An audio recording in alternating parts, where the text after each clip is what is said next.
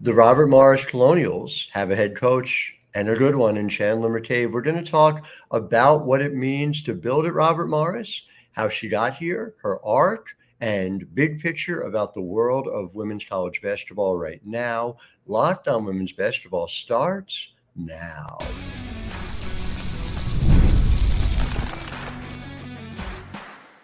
You are Locked On Women's Basketball, your daily podcast on women's basketball. Part of the Locked On Podcast Network, your team every day. Happy Wednesday to you. My name is Howard Megdal, and I am welcoming you to Locked On Women's Basketball. Thanks for making us your first listen every day. You guys keep showing up for us the way we show up for you. Over 200,000 listeners in April 2024 alone. Appreciate all the support. Like and subscribe us wherever you can, YouTube or wherever you get your podcasts. And of course, it is not just me. It is the incredible team over at thenexthoops.com. We have over 100 reported pieces every single month on the past, present, and future of women's basketball. Thenexthoops.com, $9 a month, $72 a year. Subscribe to get it all right into your inbox. It's just an amazing resource for you, and we're covering the game like no one else. And we have had the opportunity to chart the rise of today's guest, Chandler McCabe, who has coached at a number of different stops. We're going to talk about them, how those experiences have influenced her work, which will now be as head coach at Robert Morris University. So, Coach, welcome to the show. The place I want to start is just how much of a sacrifice you feel like it is as an Orlando native to sign up for Northeast Winters. Take me through that process, and have you gotten the winter coach yet? What has that process been like for you? Yeah, see, I actually played basketball at Providence College, so I have some experience up here. I spent a couple years at George Mason in the DMV area, so I'm well prepared. I'm not too worried, honestly, about it, and I'm very thankful that we play an indoor sport because it doesn't matter if it's hot outside or cold outside. It's going to be probably about 72 degrees when we play our games and practice, and 90% of what we do is in the gym. So I am a basketball parent, so I am grateful when I speak to ice hockey or figure skating parents, or God help them, soccer parents as well. It is a very different thing. You are exactly right. We are temperature controlled, and that is a glorious thing to see. So again, you touched on this, and it's so interesting to me. I want to give the audience an overview in segment one here before we get into the specifics. So to play at Providence also means you're playing in the Big East. You then are coaching as lead assistant, the head of recruiting, if I remember right, at Bethune-Cookman. So you're at an HBCU. And then you go to George Mason and you're building in the A10, which in a lot of ways, I will get more into it, but I feel like is a potential model for what you guys are looking to build at Robert Morris. Absolutely. And then, of course, getting the opportunity at UCF last year, where you're also coaching in a program in a new conference. I know Robert Morris, I know we're 4 years in the Horizon League, but it's a jump. It's a transition from the Northeast Conference, and UCF doing that, building, into the Big 12 was a significant jump. So just kind of big picture overview for it as Robert Morris comes to talk to you, as you're talking about it and thinking about where that jump is. I'm sure it wasn't the only opportunity you had. Did all of that play a part in feeling like your mix of experiences, not that you planned it that way, was the right, perfect fit for what you're doing there at Robert Morris? Yeah, I absolutely do. I actually had the chance to meet our athletic director, Chris King, multiple times at professional development sessions before this. So I kind of, was familiar with him and got to know him. And then also our first year at George Mason, we got to play at Robert Morris here. And I remember walking in this gym and being like, wow, this is nice. This is awesome. Like, I think this is actually a perfect women's basketball gym in the mid-majors because it doesn't need to be bigger. It doesn't need to be nicer or newer because there's really no such thing. It was quite brand new at the time. And, obviously just having those experiences and kind of watching the program, it was something that I definitely had circled and on my radar for a while. So, and then, choosing an athletic director is every first time head coach's biggest thing. And Chris King, again, is definitely someone that fits every need that I wanted in being a first time head coach. So you come into a program that has obviously some history of success, but there's been some recent struggles without question. Yeah. And building a program, and I've had so many coaches who talk about this, is different than it's ever been before. So when you sign on to this challenge, you're not now having a year lead time. You're now immediately diving in to say, all right, I have got a transfer portal in front of me. How do you go about figuring out the right immediate fit there as you're trying to set principles, obviously, for building a particular culture? Yeah, that was difficult. For us, we were able to retain, basically the top 6, 7 players from the roster, which left us with a lot of wiggle room to kind of bring in our own kids. So I tell everyone the first 2 steps were staff and players. And we literally just filled our last spot on our roster. I don't know what step 3 is. We're kind of going through day by day to figure that out. But steps 1 and 2 are the biggest things. And we've fulfilled those 2 better than I think anyone could have. And, I think right now with the way the roster looks, we're under the radar, and that's kind of the way I like it. That's exactly where I want to be. Mm-hmm. But it's also the exact roster that we wanted from the start. We got kids that want to be here. We got kids that, have a little bit of a chip on their shoulder and have something to prove. And we joke every day in the office that 1 through 14, any 5 could start and on any given day. And we're really, really excited to coach this group, get them here in the summer and see what happens.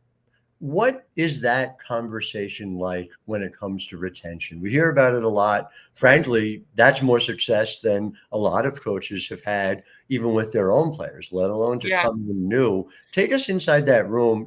What was that like? What are the points of emphasis that you were bringing to those conversations with your top players, from the previous tenure?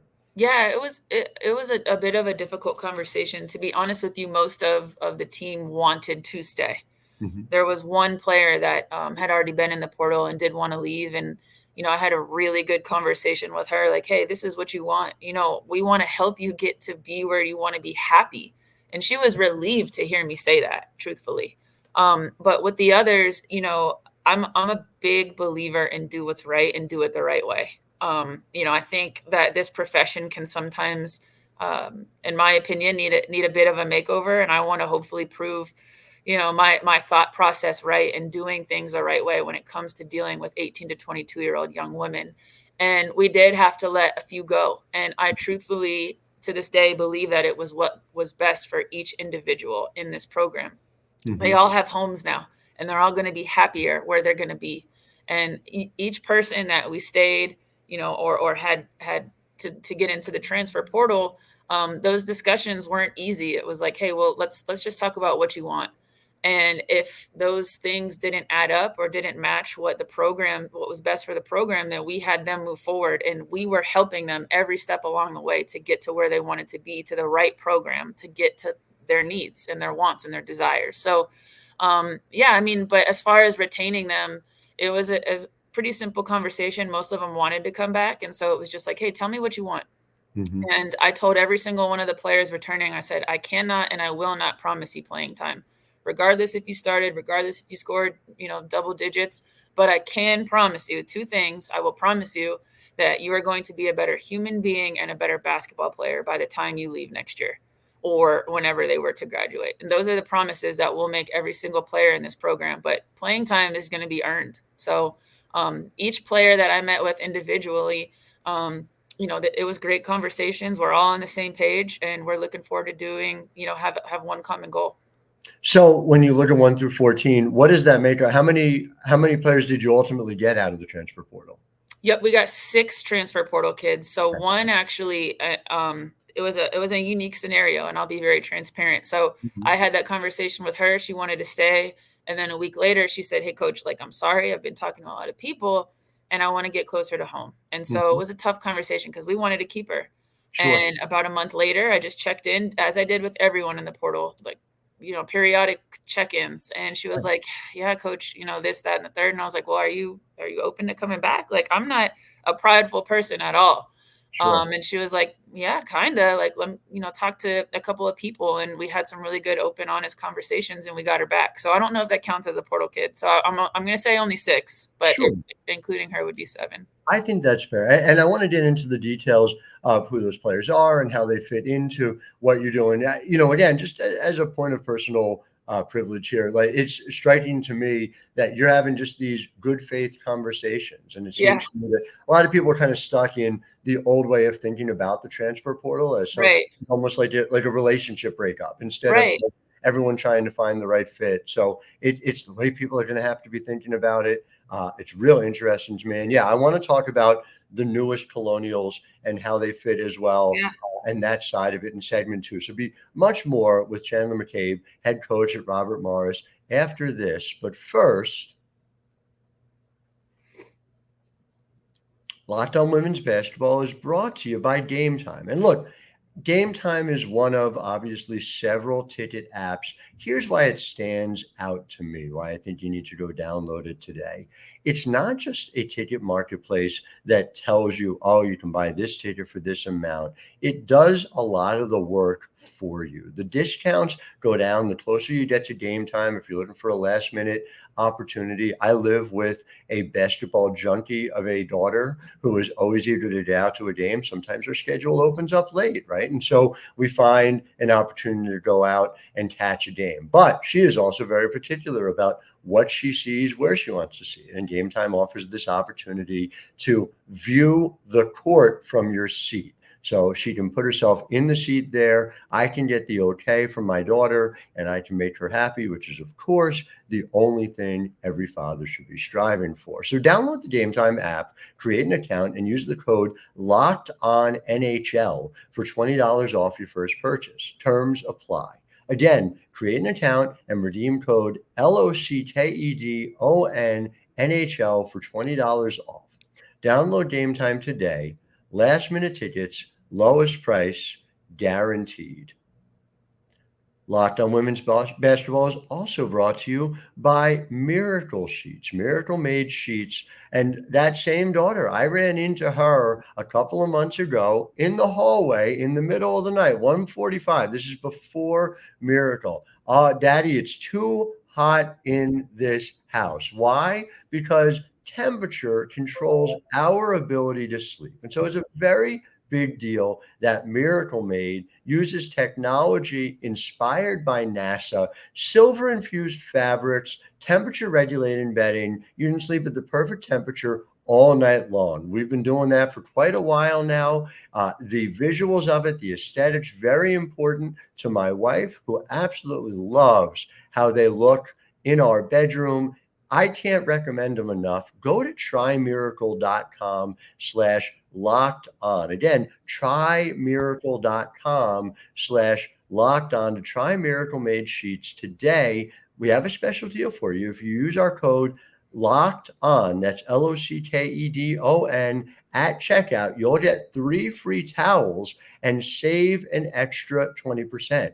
Miracle Sheets is so confident in their product. There is a 30-day money-back guaranteed. If you aren't 100% satisfied, you get a full refund. So again, go to trymiracle.com/locked on and use the code locked on to claim your free 3-piece towel set and save 40% off. Thank you to Miracle Made for sponsoring this episode and for giving all of us in the house a good night's sleep. Back here with Chandler McCabe talking about Robert Morris. And this is an infusion of players. You got 6 players coming in. Take me through who we need to know and what you saw in them that made them your type of player. And we're going to get more into your system as well here in segment 2. Yeah, I'm really excited. Like I said, I can't tell you right now who's going to be the leading scorer and who's going to start or anything like that. So we do have 6 transfers. We do have also an additional freshman that the previous staff signed that I'm really excited about. She's from Orlando, randomly, right? Enough. I know her family and I've met her before. So really excited about the incoming freshman. Her name is Jenica Suggs. Her brother is actually Jalen Suggs, who plays for the Magic. So she has, she knows what it takes to be honest with you, and kind of has a great bloodline and very versatile player. 3-level scorer, forward, can kind of play multiple positions, definitely a good defender. So someone we're looking forward to kind of getting on the court here. And so you see her as sort of like somebody who's capable of handling multiple wing positions for you? Yeah, exactly. Yeah, she can shoot the ball, and she's really tough and plays really hard. So, I think she could probably play the 3 and the 4 for us. So that's kind of where we see her right now, and it'll be interesting to see when summer starts for sure. You had a lot of players who could play multiple positions. George Mason is a great example. And I'm not just critically on the offensive end, but on the defensive end. When I look back at the staffs you've been a part of, it is consistent. You are top 25 in the country routinely in defensive efficiency. I'm wondering, as you now put your own vision into place, is defense at the top of the list? And what makes a great defensive team in your view? You're pretty good, Howard. Absolutely 100%. Yes. That is kind of in my blood. It's not who I was as a player, to be very clear. I just wanted to shoot threes and you guys go defend and pass me the ball. But absolutely 100% as a coach, I'm a defensive minded coach. I definitely get that from Vanessa Blair-Lewis over at George Mason. But we're going to look to be, and when you talk about versatility, I'm on the phone a lot with recruits and, oh, you're versatile, you're a 3-level scorer, you can play positions. But to me, you have to be versatile on the defensive end. And so 100%, that's what we're going to be looking to do at Robert Morris.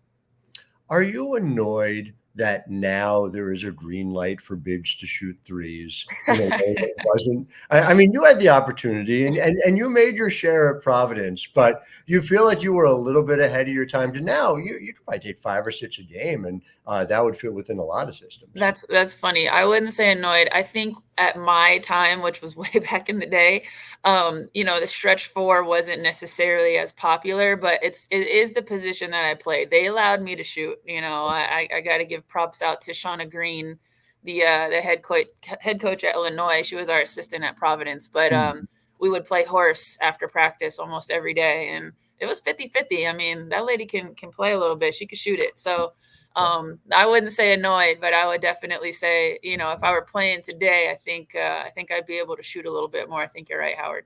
I had an informal conversation. I won't say with whom, but the conversation was if there was a one-on-one tournament for all the Big Ten coaches, who would win? And Shauna was at the top of the list. I think she could shoot it. She could shoot it. There's a lot of respect for her game, horse and beyond. So, all right. So you have these defensive principles you put into place.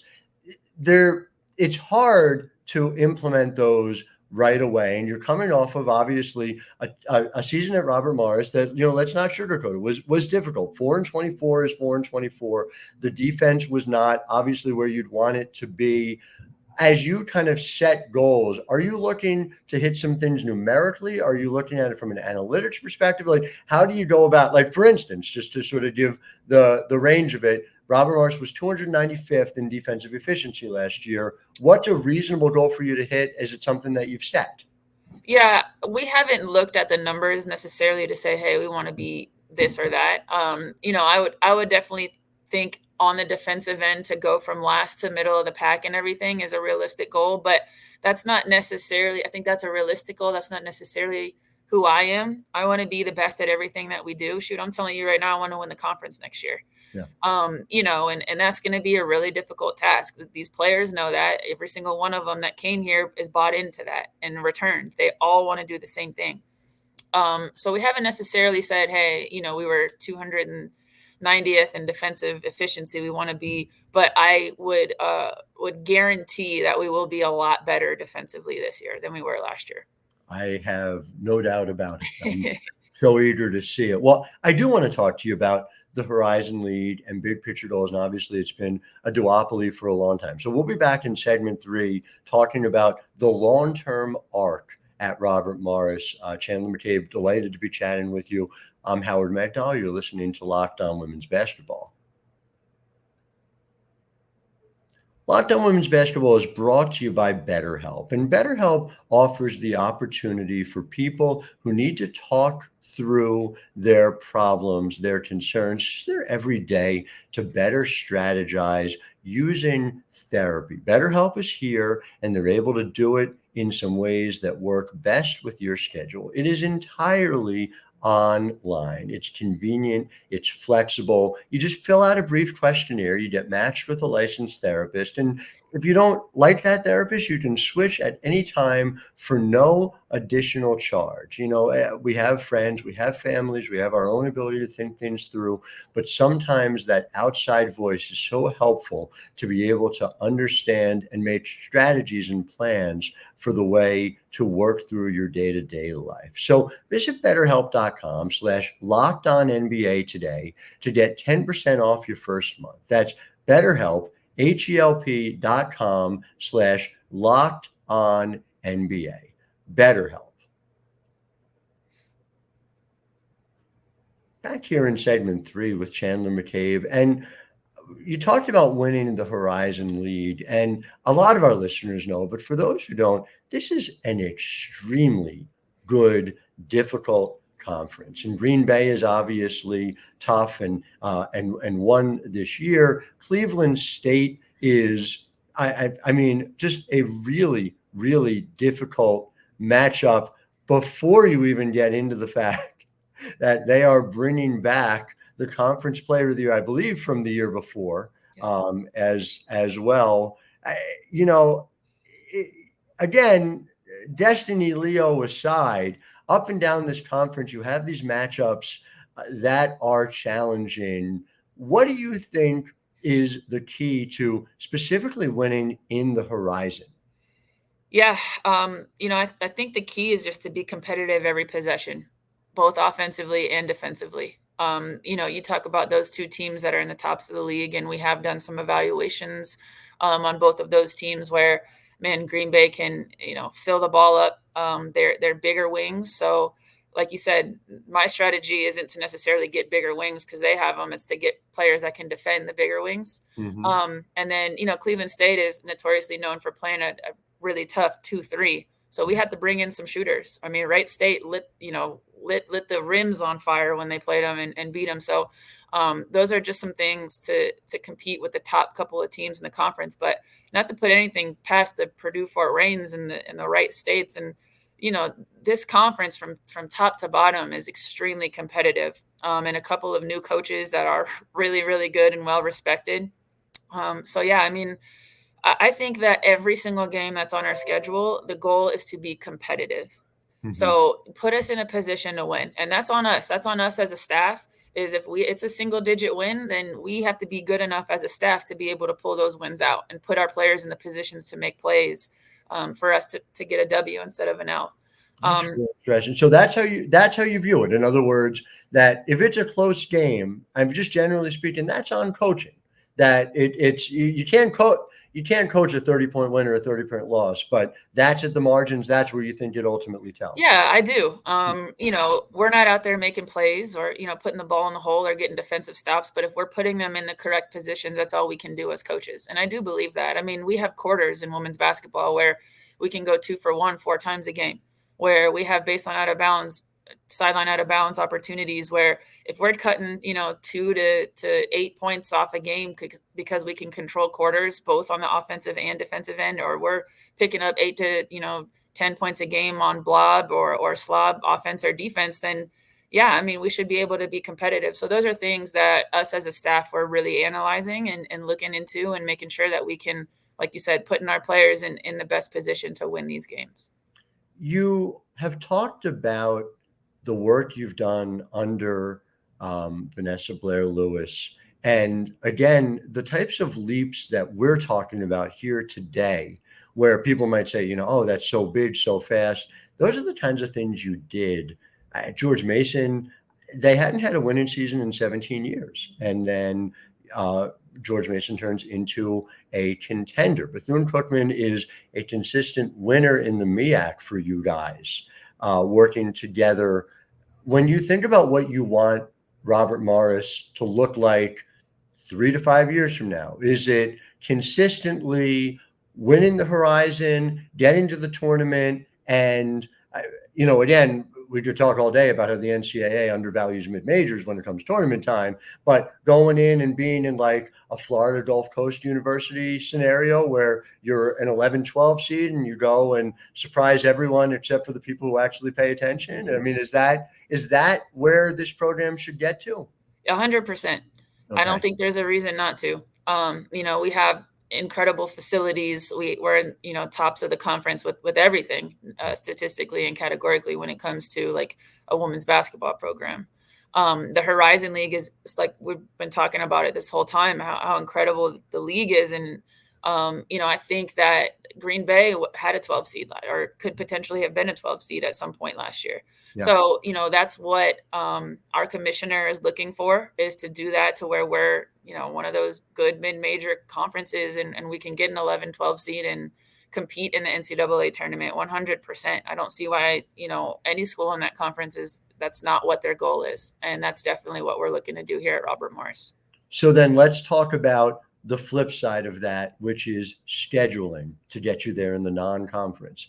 I have talked to so many coaches in the mid-major realm who, when they get good, it is its own problem because other places will not schedule you, And so I guess the question I would ask is, do you think we are reaching a critical mass of mid-major schools that are invested, that are building to a point that you guys are able to schedule one another and be able to build that way? Or does this still require some sort of buy-in from, I'm going to say power, whatever you want to say, power 4? I don't know how we're defining it right now. Yeah. These should count. The Pac-12 somehow no longer exists. Do they need to be able to do more? Is it incumbent upon them to build the game by making sure that they're scheduling mid-major schools as well? Yeah, I mean, it obviously just depends school by school, to be honest with you. You mentioned the program I was with last year was our first year in the Power 5. And so we scheduled a lot of mid-majors non-conference, knowing that our conference schedule was going to be a gauntlet.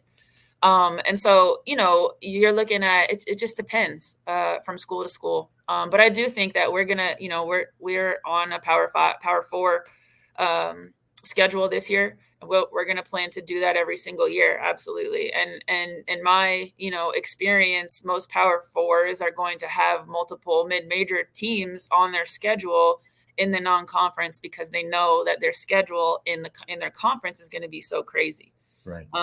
And so, you see a lot more of the competitive games in the non-conference, and that's really good for women's basketball, in my opinion. It's not just, your lower Power 5s playing your lower mid-majors. You're seeing some good Power 5s playing some good mid-majors, and it being a really good basketball game in the non-conference. And that's good for our sport, for the publicity of our sport, but it's also good for the players. And so, to me, I think it just depends from program to program, but you're definitely going to be seeing, mid-major and Power 4 matchups, I think, throughout, women's basketball. It's good for me too. It creates more scheduling traffic in November, December than I have in the past, trying to decide which game to go cover, which I don't mind at all. Yeah. My fearless prediction, however, given the type of defense that your teams play historically, and I expect at Robert Morris as well, is that you will have trouble scheduling non-conference because they're not going to want. Everybody wants to play us now, Howard. Everybody. I mean, I keep getting emails daily about playing. So that was our issue. At Mason at first, the whole country wanted to play us. Now she cannot schedule a game. She's trying to get me on the schedule. I'm like, I'm done, coach. But no, that's exactly how it goes. At first, you take over a new program and everybody in the country wants to play you. I mean, seriously. Right. And at Bethune-Cookman, it was so hard to schedule games because if you beat even a mid-major at Bethune-Cookman, you're not supposed to lose to BCU. Mm-hmm. So it was a really, really difficult process scheduling games once you obviously build something. So enjoy all the emails. Don't get used to them. I totally agree. It'll be fascinating to see all that you build, Coach. Can't wait to have you back here. Appreciate it. And to our listeners, thank you as always for making us your first listen. I will be back with you tomorrow. Brenda Fries will be joining us from Maryland, talking about an influx of transfers coming over there as well. Terrapins are reloading as usual. So until then, I am Howard Megdal, wishing all of you a wonderful Wednesday.